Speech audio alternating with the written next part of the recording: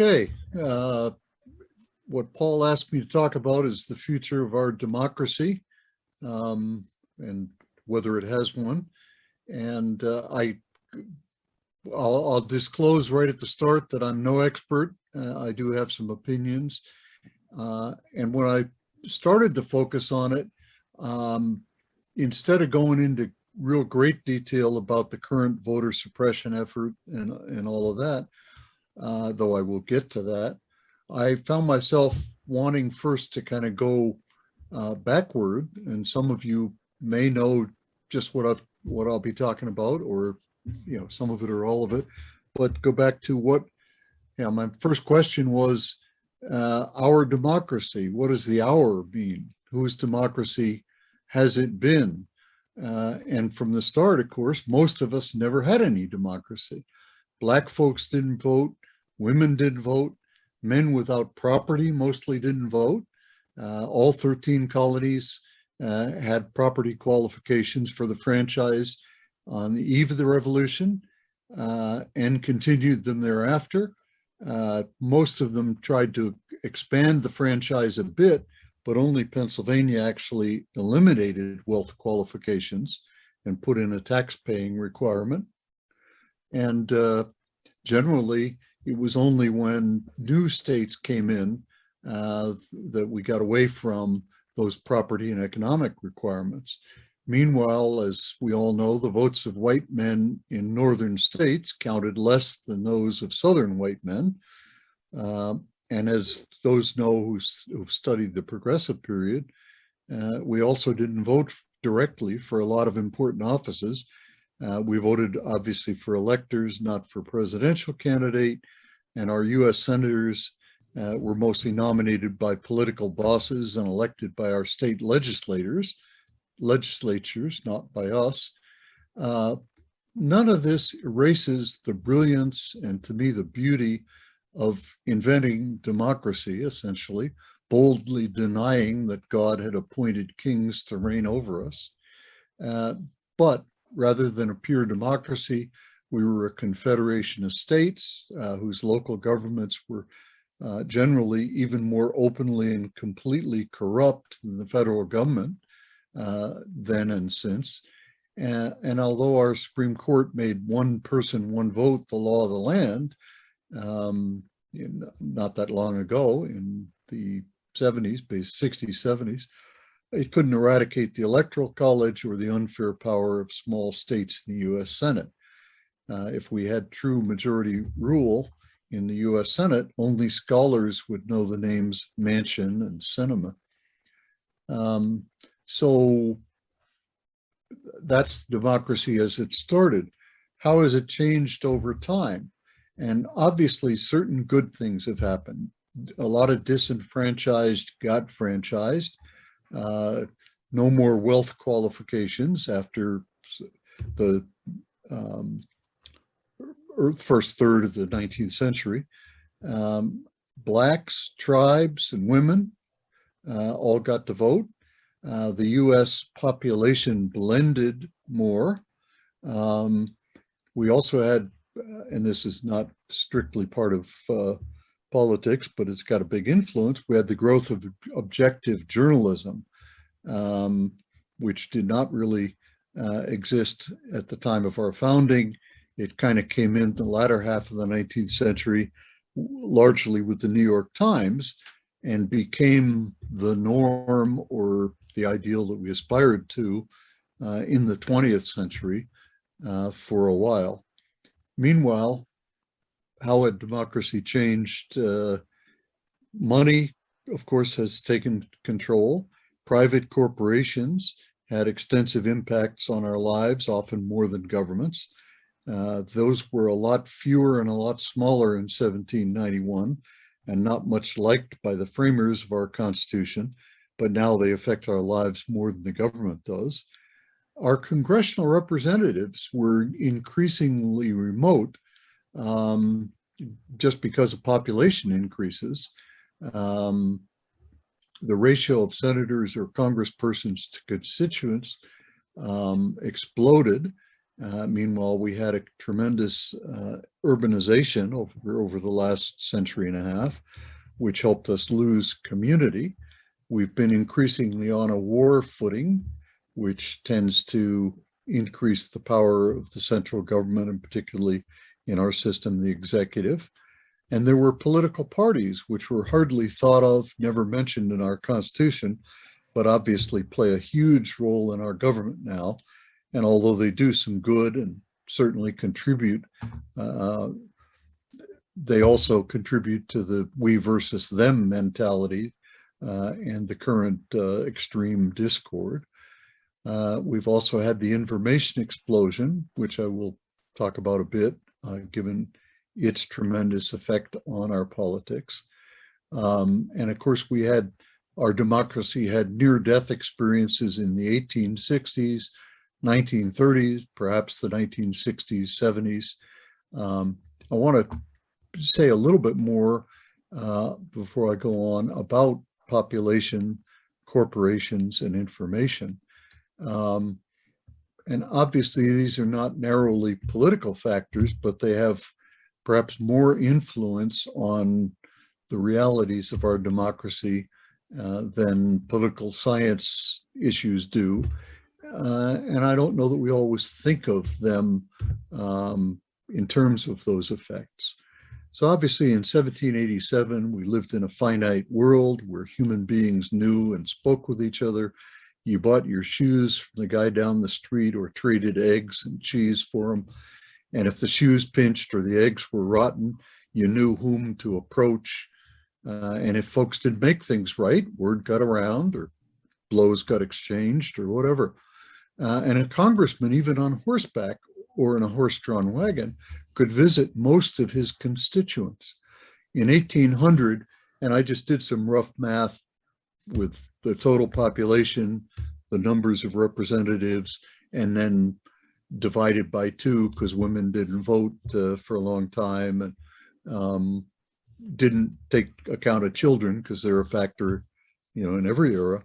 But in 1800, there were 106 congressmen for 5,300,000 people in the US. That's 50,000 people for each congressperson, or 25,000 voters.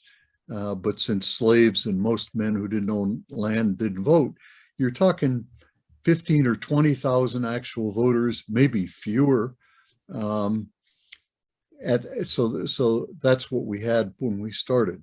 1913, which is when we went to 50 states and 435 members of the House, which has not changed since. 1913, the nation's population was just over 97 mil. By my math, that's 110,000 voters per congressman. Since women still didn't vote yet in most of the states, almost all of the states, and neither did a lot of blacks, even though slavery was over and they theoretically had a legal right. We know how that went. So you were talking 110,000 constituents or voters per congressperson. By 2020, you're looking at it increasing more than 7-fold over 1913. Of course, it doubles in 1920 when women vote in all states, which is a good thing. But we go from 20,000 or less in 1800 to 110,000 in 1913 to more than 700,000 in 2020. It's not the flashiest fact in the world, but that change means a couple of things. First of all, you're going to need more help and therefore more money to reach them all. And the majority of them won't know you personally, not even slightly, which opens the door for other influences. And of course, by now, we're not rural communities of small farmers and craftsmen, but huge cities inhabited by strangers, often far from family, not much real community, which contributes to the possibility of disinformation spreading like a pandemic. Corporations, we don't think about them so much in this connection. Obviously, they play a big role in the way that money has taken over politics. A couple of things about them are worth mentioning. Lawyers know, not everybody knows, but if you think about it, corporations are not designed in any way to be good citizens or in any way altruistic. Legally, a corporation's sole duty is to maximize profits for shareholders. It's bound by laws, if you can catch them, but thinking about the environment or poor people or whether products are poisoning people, that's all irrelevant unless it threatens profits or threatens the corporation's survival. There were very few in 1787, but now they rule our modern world. They're huge and international. And so they play a big factor in the most common complaint that everybody makes on all political sides, that money controls our political system these days. Loss of community, increased population, and the party system also contribute. But a key conversation, the corporations are a major reason we need the extensive government that we have. So a key conversation I often have with conservatives starts with them saying, hey, the framers feared big government above all because they'd just fought their way from under a king's thumb. But the more immediate disaster they'd just experienced was the weak government under the Articles of Confederation. That's what they sought to cure by strengthening the central government in our Constitution. And of course, population, military, budget, and corporations have all grown astronomically. And yeah, we're all nostalgic for Jeffersonian democracy, smaller governments, citizen legislators. But I point out to them that, well, we need a pretty substantial government to regulate all those corporations, because left alone, they'll fleece us financially, violate antitrust laws, choke us with bad air, race to see whether these can poison us, whether they can poison us with bad water, before some of them poison us with hamburgers full of chemicals, unless the drug companies kill us off first with unproven drugs. And people say, most of them, yeah, the federal government does need to do that, but it should be more efficient. I just nod because, yeah, things should be more efficient. But what could that save at most? 5% of the cost of government, 10, and neither party's managed to make things efficient in all the time we've had a government. Then they say, but the government does a lousy job. Well, that's true, because the regulators, for the most part, came from or will soon go back to the regulated corporations. It's not often as bad as the last 4 years have been, but under all the presidents, many regulators have an inherent conflict of interest. And I hate that. But is that a reason to throw up our hands, stop regulating because government isn't doing its job as well as it should, and leave the entire playing field to the Koch brothers and such? At that point, the conservatives start talking about Antifa or how wealthy the Clintons have got. And I will say I can relate to hatred of government. I felt some of that during the late 1960s and early 1970s, as I suspect some of you did too. Another piece of it that, we talk about and know about, but don't necessarily discuss in terms of the decline of democracy, of course, is the information explosion. We have witnessed long ago the growth of affordable newspapers and magazines, of relative objectivity. We had some muckraking magazines 120 years ago or so, and TR was the first president to really take advantage of that and the bully pulpit. Then we had the radio age and FDR's fireside chats. TV changed things, network news, Nixon's checkers speech going right to the people when Eisenhower wanted to get rid of him. Kennedy over Nixon because he was prettier. And of course, now we have the internet Instead of waiting days or weeks to hear any news, we know in an instant whether the next pitch in a ball game was a ball or a strike. So what's that all mean?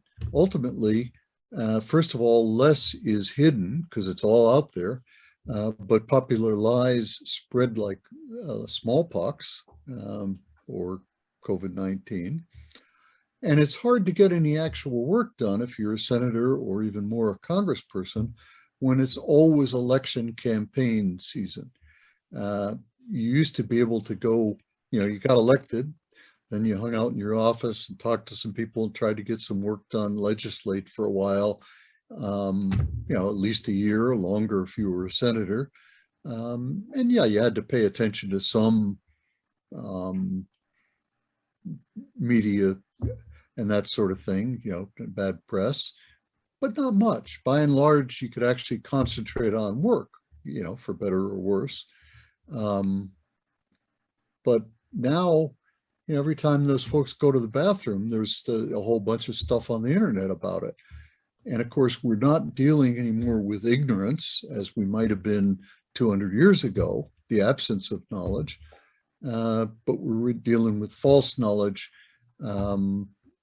spread like wildfire on the internet, and I think harder to eradicate. And I think that the effect of that on our democracy is probably something that gets underestimated or not talked about as much as it should be. So our democracy has been in trouble for a while. It's been too partisan, like watching Ohio State and Michigan or something, or UNM and New Mexico State. My team, right or wrong, with the party system. It's been in the hands of the wealthy. Starting with Newt Gingrich, we've had a revival of pretty bad conduct from senator to senator or congressperson to congressperson. Nothing like Sumner getting caned in the Senate shortly before the Civil War. Then we have Trump. And I recommend the book, How Democracies Die. It goes into a lot of examples of how that happens, how a democracy gets co-opted by an authoritarian. I won't go into all the details, but of course, part of it is that the political parties or the establishment is sort of a check on that. They, many years ago, they wouldn't have let a Donald Trump in the door. But of course, the Republicans did this time because they couldn't get any unity. They didn't beat his ass in the primaries, as I think they would have done if they'd had just one person opposing him instead of 5 or 6, whatever it was. But in the Trump era, we've had a lot of deterioration of the checks against dictatorship, notably the inspectors general. That was not constitutional. That was put in, after the 70s to kind of. I think I have my timing right on that, but it was put in more recently. So that you had inspectors general trying to guard against corruption or abuse of office in all departments. You had the Department of Justice, which has always been an uneasy kind of combination of the Attorney General has usually been a pal of the president and kind of a counselor, but they're supposed to be somewhat independent. They're not supposed to be, and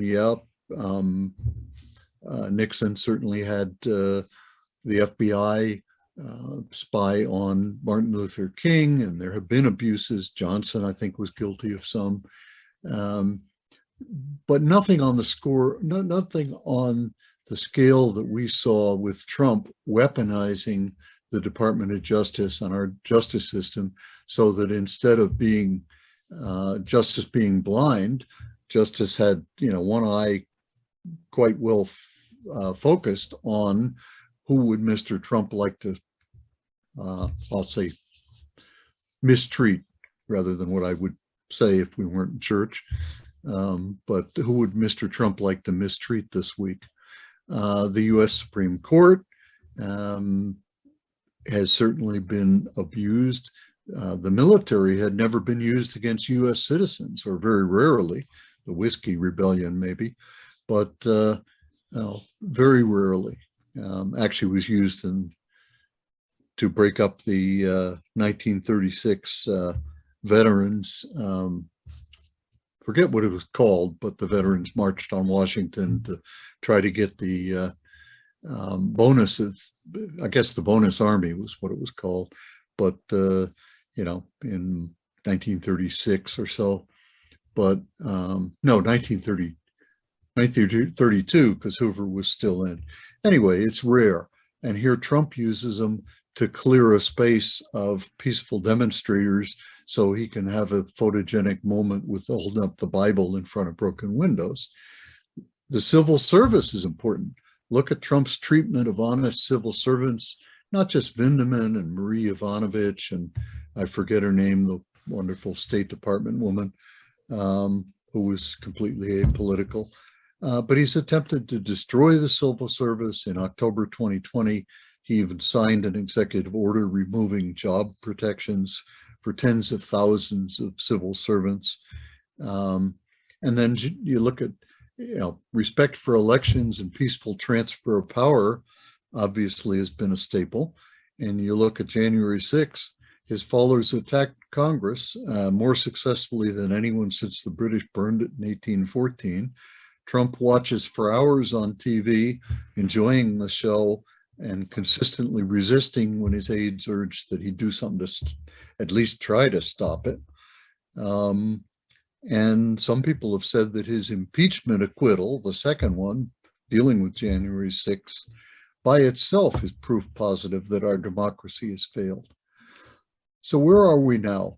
We're experiencing, you know, I've written about it, but not had a name for it until I guess it's Bill Maher called it the slow motion coup, in which we've had voting suppression called fighting for called voter integrity measures, basically reshaping the system to facilitate overruling the voters, undermining confidence in the system, grooming us to accept politicians overruling voters. And they're successful. 1 in 3 Republicans now say that they'll trust the 2024 results if their person loses. And I won't go into the details because I don't want to take too much time, and I think most of you have probably read a lot about it, but the various states are putting in schemes where public officials can veto what the voters have done or toss county election boards out, and also poll worker intimidation with new possible causes of action against poll workers, and basic voter suppression, eliminating, you know, doing terrible things like saying each county will have 1 remote voter booth, and like Houston has one, and then, you know, some county in the middle of nowhere has one.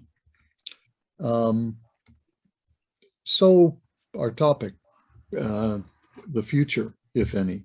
Where do we go from here? Are folks right that we're snookered? And I saw another former Trump employee today on the Hill website saying that if Trump gets in, you know, he'll move us rapidly into authoritarianism. Are folks right that we're snookered? Is democracy over? The odds kind of favor it. Yeah, we survived 1860 and the 30s and 60s and 70s, but that doesn't mean we will this time. One interesting possibility, of course, is the vote compact among states. We're up to 15 states plus DC, with 195 total of the necessary 270 total electoral votes. I'm assuming you all know what that is. Basically, each state, including New Mexico, saying, you know, if we get enough states saying this, then we'll change our rules so that our electoral votes all go to whoever wins the popular vote. If I had to bet, we won't make it. Even if we get there, the constitutional question is not frivolous, and we have an unfavorable set of justices. Three other ideas I keep hearing about are just stupid, at least for our side, for democracy.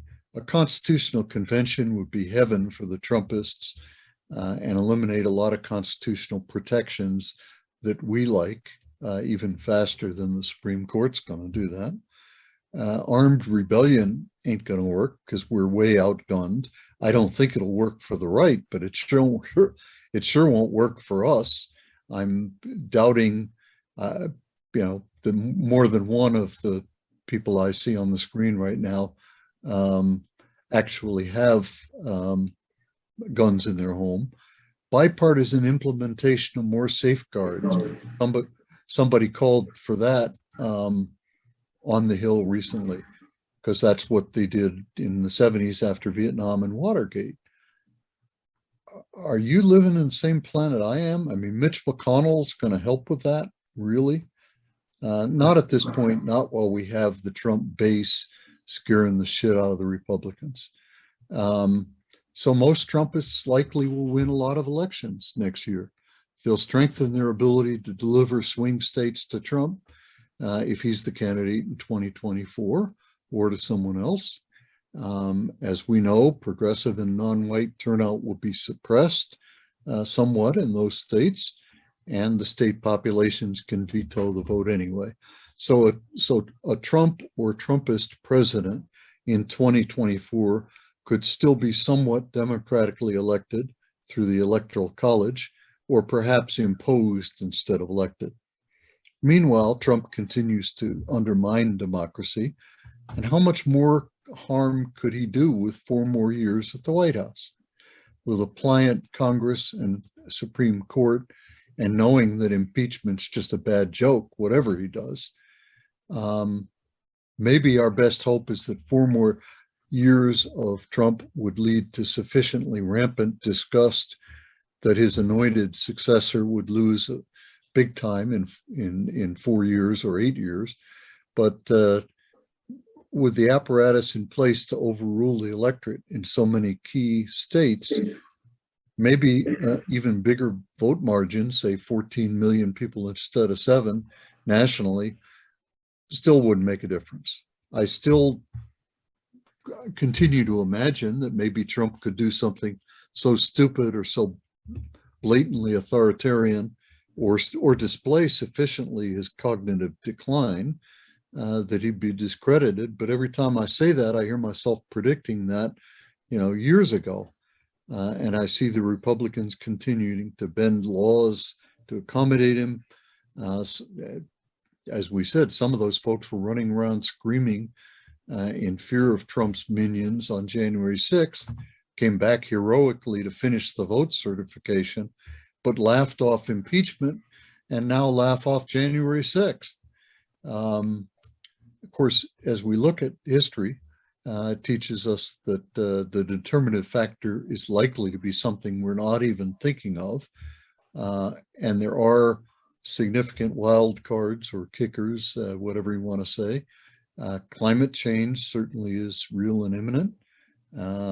It's going to create food and water shortages, flood populated areas, change where the arable land is, spark wars over resources, magnify the number of refugees, and wreak havoc, unless maybe we figure out fusion energy and avoid the worst of it. But assuming we don't, we'll need to pull together against we'll need to pull together. But would we be able to do that in our disordered, overly partisan state now? We did in 1941. I don't see us doing it now.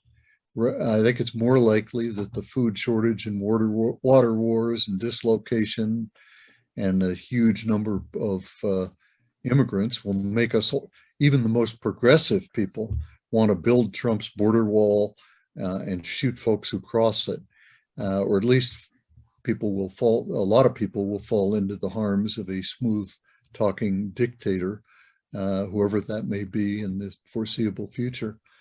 We may see some other natural disaster, volcanic or meteorite, or advanced weaponry that suddenly puts China or Russia in the driver's seat. But again, I don't think we could pull together as a nation to accomplish anything sufficiently to override our overpartisanship. I do think it's very feasible Trump could die or go to jail, or his cognitive problems could be so clearly and publicly displayed in the next 2-3 years that even his fans can't avert their eyes. And I think his imitators lack the combination of advantages he had, plus their infighting might get real ugly. So the combination could sap the energy on the right, such that even with anti-democratic election processes, they could not prevail over the public majority. But short of that, what do you folks think? How's this all going to play out? Short run or longer run? Is it even possible to mute Trump's popularity with his base, even if Jesus came back and put his hands on Kamala Harris's shoulders? And what factors that I haven't mentioned are going to save the day or exacerbate the disaster? Oh, somebody comment. Turn off your, so you can talk. You have to unmute yourself if you want to unmute comment. yourself. Go ahead. Anybody have a comment, question?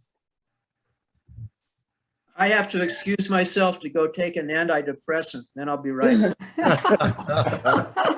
Hey, save a couple for me. I have a question, Peter. Hi, Kadya. Hi, how are you? Good. Hi, James. So my question is, what gives you hope? Where do you find hope? You know, I It think takes too long. I find He finds it. right there. That's my only hope. You know, I'd like to think I find it in some innate decency in the people, in the fact that even despite all the hatred and the racism, you know, we are melting, and the number of people, a tremendous, I think it was 19% increase or more this census versus the previous one in people who identified themselves as mixed. You know, that part of my faith is in that as young people just keep doing what they do, whether it's watching, gee, a lot of black guys playing in the NBA, or whether it's going with, you know, pretty girls or handsome men, even if they're partially some other race, who cares? Having gay friends, because, yo, they don't have cooties. They're, you know, you can hang with them and drink with them and laugh with them, and you don't have to go to bed with them.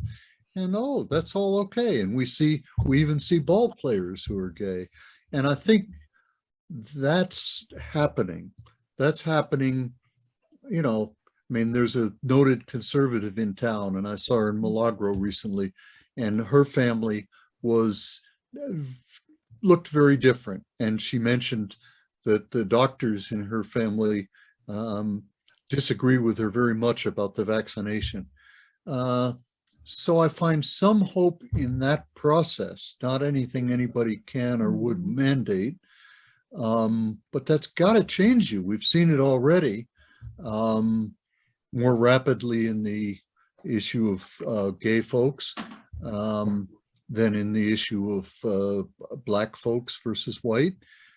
But we are seeing it Whites are, but, and I think, how many of you heard about the ghost shirt movement among the Native American tribes in the late 19th century? Mhm. That was basically, I think of it often, and Germany in World War I is similar. A lot of times when something is fading, Germany was fading as a national power. That great book by a guy named Kennedy discusses this as a pattern down through history. But Germany, as a power that was still strong enough to make a difference, but was fading from its former prominence, was bad in World War I. And the ghost shirt movement was really the last, the Indians, Native Americans as a force were, they'd lost. It was all over. So they went into this magical trance thing and started a whole new war way after they were an effective force, or possibly could be. And I think that that's a factor in the US, and particularly in white Americans, and particularly white males, because and I wrote a column about it, so I won't go into detail, but their domain, their preeminence is fading, and they can't stand that. So what we are seeing with Trump could be the white Anglo-Saxon Protestant equivalent of the ghost shirt dance, in a sense. It could be, their last expression of outrage as they recognize that they've lost. I don't know if any of that makes any sense. Did that help? Yes.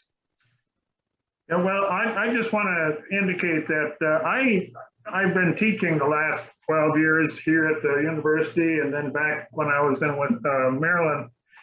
And I just see among young people, their ability to interact with other races is way beyond what I experienced when I came up.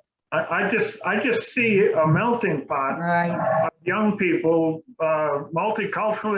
They don't even know that they're white, Anglo, or red, or whatever the case might be. At least that's been my observation. Dave? Well, my question has to do with organized resistance on the part of people like us, and I'm not seeing it. And maybe I'm just not looking in the right places. But I think back on the Women's March after Trump was first elected, and the hundreds of thousands of people that turned out to protest that election and the people who were winning it. But right now, with everything that's happening to not only to suppress the vote, but to countermand the outcomes of elections, Right. What are we doing, those of us who are aware of this and concerned about this, to try to counter it? And I think we should be running around with our hair on fire, and I'm not seeing that. I agree, and we should about climate change. I think maybe, in a sense, people are taking too long a victory lap. Gee, we got Trump out, and that is cause for relief, but don't go to sleep for 4 years. I think obviously the dissension among Democrats between, without whatever my view may be, there are extremes and there are conservatives, and they better talk to each other better. Locally, I can't remember, Dave, do you go to PVA at all? No. You know what it is? Mm-hmm. Yeah. I think things like Progressive Voter Alliance, which is unfortunately, got too great a median age, are important because they're a way we can talk to each other, efficiently exchange information, because there are so many fronts. We should, at any moment, I stop and think, oh, I should dedicate the rest of my life to fighting climate change. or to fighting voter suppression, or to fighting, race, what's left of racism, because it ain't rooted out yet, or 10 or 20 other things, and I can't. So at PVA, you go hear people who are, Earl's a great example. Earl knows way more than any of us about the issue with the schools lately and CRT, and about the importance, the way we're going to get to having a civilian police review board, not just this silly auditor. And you go to PVA, and various people who feel that way tell you what's going on, and you can either join some march or write a letter or do something to support, 5 or 6 or 24 things that you agree with, but hadn't realized where we were on it, that the comment people thought period was ending or whatever it might be. So, I'm not. No, he was asking, what can we do? Why are we not seeing more of an organized resistance by people like us? Which is a damn good question. I mean, I think we're tired after the Trump years. A lot of us are old, but ain't that true? We do need to do more of that. Nobody's as old as Earl, and he does more than most of us. Well, let me say this. When I got digging into CRT as a graduate student at Columbia University, when I was working on my doctorate in 1960, CRT was very definitely part of some of the sociology classes that we took. So this topic, when it came up here recently, to me was like, holy cow, I got 3 credits for CRT course at Columbia University. But what I was thinking of when the person raised the question, where's the hope? The hope I see is even having this discussion about CRT. I think our kids are more savvy than some of the people I've heard at the Las Cruces school board meetings talking about teaching Black history and finding out things. For example, the kids should know that 41 out of the 56 signers of the Declaration of Independence were slave owners, and how the kids need to know that we bought and sold people. They should know that and understand it. And I see the hope in opening this up with this new curriculum we're establishing for New Mexico, because there are many school districts in this state have no Black kids whatsoever. Yep. And in Las Cruces School District, we only have 2%. So how do we take this curriculum and make a change in some of those districts that have no Black students, and teachers will say, well, we don't have to teach it because we don't have any Black kids. So I would see the hope coming forth. The fact that we're having that discussion, that's certainly a key issue. Let me turn your question back to you, Dave. Any thoughts on, what are your thoughts on why there's not more of an organized resistance, and how we could cause there to be one? Well, if I was smart enough to have an answer to that, we wouldn't be having this discussion, because we wouldn't be in the mess we're in. But, I mentioned earlier before we got started that I have been encouraging the people in our congregation to contact the state board to let them know that they, and to, first of all, to look at they go to the website and to look at the proposed guidelines And if they can support them, and I suspect they would be able to let the policymakers and at the Roundhouse know that they support them. But I think that there are so many things going on right now, and we've mentioned them. We mentioned issues of racial injustice and conflict between white supremacists and the anti-racist contingents. There's climate change.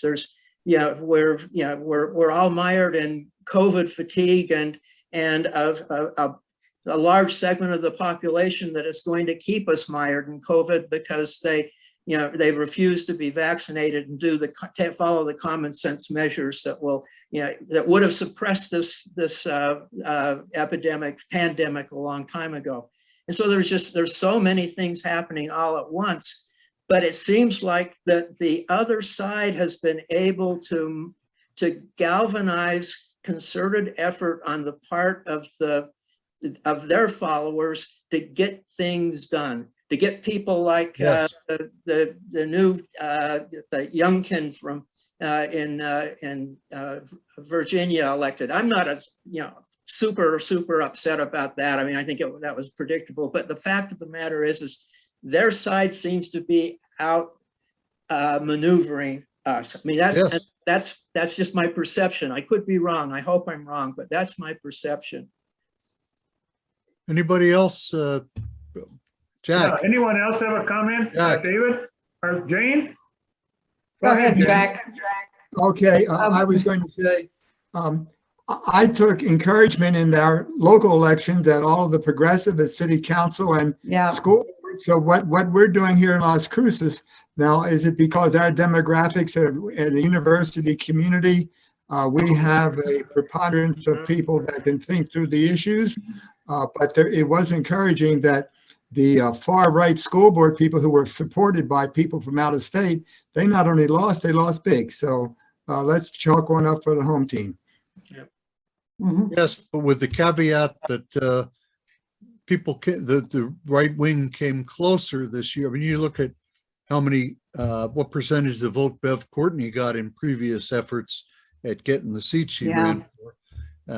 It's been 30% once, and it was 45% this time, and that's partly because she's been around the district a long time, and the person she ran against was sort of an unknown. But they made a respect. If I'm a Republican, I feel like, hey, we got closer. Jane? Dave Rice has had his hand up for a while. Okay. I think, go ahead, David. Well, one of the points that you made, Peter, was the issue of going back to the elections again, the state rejecting the popular vote results. As you mentioned, I've not seen anything, or maybe I just don't read enough about whether the Supreme Court would then weigh in on that issue. I don't know if that's been adjudicated yet, as far as whether those, because it hasn't occurred yet. Right, it has not been adjudicated, but if you look at basically the Constitution gives the states the right to figure out, how they're going to choose their electors, and they could, if they decided, they could do it a whole lot differently. Obviously, deciding, and we like the vagueness, that provision, in case we ever get the popular vote compact going, in that New Mexico could say, hey, ours are all going to whoever wins the majority vote. But I think that it would be interesting. I see some possible lines of attack, but the basic law that they're operating off is the states get to choose that, because it was written at a time when the states were a big force, and had to be convinced to to make a closer union than the Articles of Confederation. So it'll be interesting. There may be some ways to challenge some of it. but I worry the Supreme Court avoids political questions theoretically. That's an old doctrine. And I could see this court ducking it and saying, well, the Constitution says Georgia or Texas or Arizona gets to choose how it chooses its electors. And we're not going to get immersed in the niceties of whether the such and such county elector or electoral commission did a bad job and they were right to replace it and change the outcome. I don't know.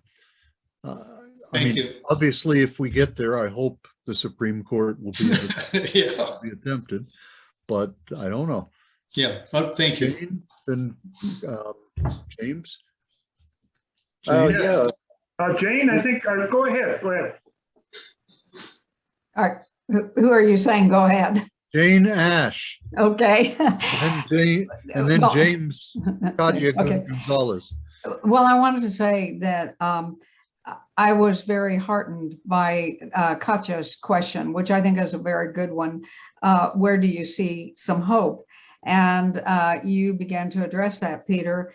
And I have spent my last 22 years here being very immersed in the Latino, Latinx, Mexican American culture and neighborhoods. And I see incredible organization going on right now among groups that support their professional development. Early, you talked about the fact that there's this argument, why should we be teaching the true history about the Black experience? We don't have any Blacks, but we sure do have the Mexican American, the Chicano population. We're, I think we're still the only majority minority state. And I just spent a couple days in a conference with principals and superintendents from the Four Corners area in their leadership academy. And believe you me, they are talking about how do we change structures so that we live in a more equitable society, so that we have more equitable opportunities to have the same resources that more privileged groups have had when it comes to educational resources. And there's stories of tremendously huge pain. So many people are unaware of their history, but I have friends who are old enough who remember Hispanics, Mexican Americans being lynched. They remember living in a segregated community here in New Mexico, where the whites were on one side of the town and the Mexican Americans on the other. They didn't have electricity and running water on their side. The girls would, I just heard Abe Armendariz, who was honored by this particular group on Friday night, tell the story about how the girls would be so ashamed and upset because they couldn't use the toilets because they were Mexican American in the school where he went to, which down here in Gadsden, where they did put the kids together. And so they would just let the pee run down their legs, and they were so embarrassed over it. Whereas the guys could go up to the fence and a couple of guys would stand around them and the guy would turn and, pee through the fence, just things, that made them feel so insignificant, so second class. So, that's a history that we need to be aware of so that we don't allow these things to happen. But I am heartened, as several of you observed, and Peter, you did, and that the younger generation, Paul, you were talking about this. Yes, yes. yes. They have a whole new outlook, and they may be the ones who save us. And I wanted to ask you, Peter, if you're familiar with Peter Phillips' book, Giants, the Global Power Elite. Have you come across that? No, but I'll take a look at it. Well, it gets high praise from people all the way from Noam Chomsky to the London School of Economics to a research university. What's the author's name again? His name is Peter Phillips. Okay. Peter easy. Phillips. And the just sort of in a nutshell, what he presents is that one of the huge issues that makes it so difficult for our government to operate in the favor of the people is that there are 17 big, huge global investment companies that basically pretty much control the world, control what happens in our country and others. And he says, you know, could there be a movement so powerful among the people that we could get this under control? And he says it has happened before. You know, obviously, like you say, the problems are so much bigger and more complex, but it's a fascinating book, and I would love for you to read it and come back and do a roundtable. It's a deal. James. Yes, the question of hope. I noticed it took you a long time, and it is a terrible thing. I know, Jane, like I certainly appreciate some of the local things that have happened and even that you're involved in. But I guess I've got this nagging sense that there's this unfair competition going on now between science of manipulation of opinion and democratic debate. So here we are bringing out all these nice points and saying, well, you know, according to the framers, blah, blah, blah. That's not at all what's going on. For instance, the gerrymandering is now very much a scientific thing. I mean, they've got computer experts and population, big data is there. So they can figure out how to cut up the states so no Republican has to worry. Actually, no Democrat has to worry. They're all doing it. Again, I think the conservative side is more effective. So we have this more conscienceless. That's perhaps it. I was thinking of Facebook, how there was a 2014 study that they released themselves. Of course, nobody else can get their data. And they basically said, we can manipulate voters. We can, by changing their news feeds, we can get them to vote this way or that way or go or not go. And that was 2014 or so, kind of a big advertisement. We are a political force to be reckoned with. And then in 2016, we had Cambridge Analytica, which took all that data. It knows individuals right down to the very granular, you know, I can't stand Cholula hot sauce sort of thing, whatever, you know, they know what buttons to push. So Cambridge Analytica sent out all these targeted ads pushing those buttons. Now, is this any way to run a republic? No, of course not. It's a way to seize power and not have to persuade anyone. So I guess, and the first, you know, it's this huge system that I see going on. It's technologically advanced. It's advancing further and further. It's getting better and better. They know what buttons to push and which ones work. I mean, there's monitoring programs. I don't know, they probably have something running to check our eyeball sizes or respiration rates. So all I'm saying is you've got this incredible science pushing in one direction, and then you've got people like yourself, others here who I admire very much because of our commitment to thinking and trying to be fair and have democratic debate. So how's that folks standing up to that? Well, thank you. I think that Earl, you know, was really addressing that in some of his earlier comments about why we need to be doing more and better about teaching our youth to think critically, to have these kind of conversations, and to really strengthen people's skills for these conversations. so that there are voices as powerful and potent that are working for equity as there are the other side that Dave Steele was talking about. But I know you raised a great question. And it's this thing that Yuval Harari worries about in his book, Homo Deus.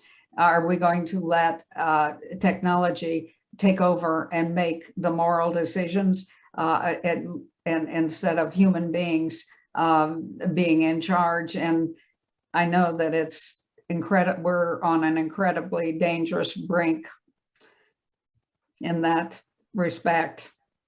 Can I just add one other thought? I mean, I think I taught logical and critical reasoning in universities for about 17 years without ever getting a full-time job. It's a very useful thing. I mean, you'd be surprised at how many people think totally crazy stuff. And you have to kind of, I mean, it's not easy to talk to people like that. And what I saw was essentially that was all phased out, along with medical ethics and some other fields as far as commonly being taught. I don't honestly know. I don't know what's taught here. I don't know. I'm just saying that, you know, it wasn't that computers took over. It seems like humans abdicated our basic critical responsibilities. So I'm still, Oh, sorry. no, that's okay. One of the things I'm most concerned about is how, Peter, how do we deal with misinformation? I was with a group of people. I won't identify them because it's pretty close here in Las Cruces. But I brought up the fact that in 1924, Las Cruces decided to segregate its school district, and all the black kids had to go to a Methodist church. And then we reintegrated in 1954. Of course, that was after Brown versus Board of Education. And so I brought this up, and one person said to me, "That's a damn lie. We never were." I mean, holy cow, you know. So what do we do with people like that? Because they are out there in great numbers. It's you know, worse so because it's not just misinformation, it's disinformation. Various people, including the Russians, and plenty of unsavory people from right here at home, putting stuff out there. I haven't figured that one out yet, but if you do, let me know, Earl. Charles, you want to? Charlie Clement's got his hand up. Yeah. Well, I was just thinking, listening to all this and taking it all in. One of the things that came to my mind is every empire in history eventually self-destructs. And the difference between how they handle it is how the people at the local level handle their particular situation. And I'm thinking that I could see how this country could disintegrate politically and even economically without too much shovel because of the way we're moving. But yet I see a lot of youngsters that I get to talk to on the bus and stuff like that, and they give me hope about, well, there's a high IQ back there at the basement, if not at the top here. And they seem to be very, very adept at making adaptations and changes within their own groups.